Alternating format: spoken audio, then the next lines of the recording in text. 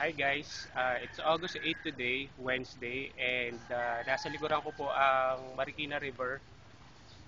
Ito po yung minomonitor ko po since kahapon. As you can see, ito na po yung kanyang water level. Ayan po. May nagsabi po sa akin kahapon na yung water level niya ay umabot na po dito sa gutter na to. Ayan po. So, yun po yung medyo alarming na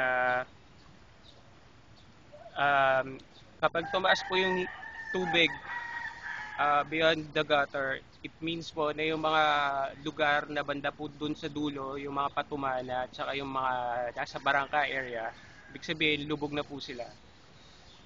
So medyo may kataasan pa po tong lugar namin, luckily. So kung may imagine nyo po, nung nag-undoy, lumagpas po siya dito sa gutter at umabot po yan ng hanggang dibdib to where I'm standing right now. At gaya po ng sinabi ko, yung tirahan po namin is within reach ng Marikina River. Kung makikita nyo po yung mga bahay na nandito sa harapan, second block po dyan yung aming tinitirahan. So, yun po. Um, right now, naka-leave po ako from work because yung mga dinadaanan po sa labas medyo impossible kasi mga low rise na po yung mga area doon, kaya yun po yung medyo inabot po sila ng baha. Medyo different po tong area na to kasi po yun dun sa may river banks na nakikita natin on TV na binabalita, yun po yung may Statue of Liberty. Inabot na rin po siya ng hanggang dibdib. So I can imagine kung gaano na po kataas yung tubig. So yun po, right now medyo nag-clear na po yung weather. Thankful po ako. Sana po magtuloy-tuloy na yung ganitong panahon at sana po tumigil na po yung mga pag-uulan.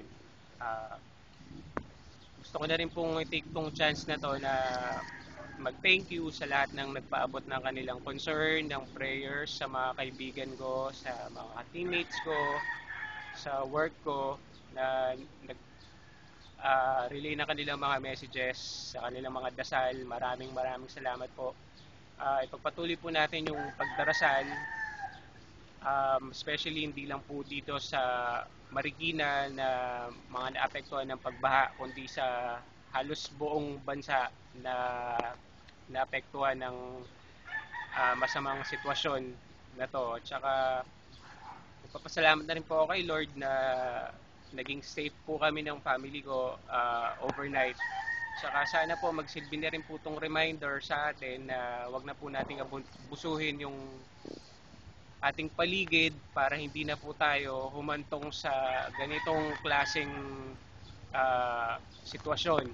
So, yun po, gusto ko na rin pong manawagan na kung kaya po natin, tumulong na rin po tayo magpaabot ng ating mga relief, yung mga, kung may mga sobra po tayo, mag-abot na po tayo ng ating mga donations sa mga evacuation centers para tulungan na rin po natin yung ating mga kapatid na sadyang o sobra-sobrang naapektuhan nitong mga pagbabaha at pag-uulan. So, yan po. Take a look of the river. Ayan na po. So, thank you po sa inyong lahat. At again, good morning.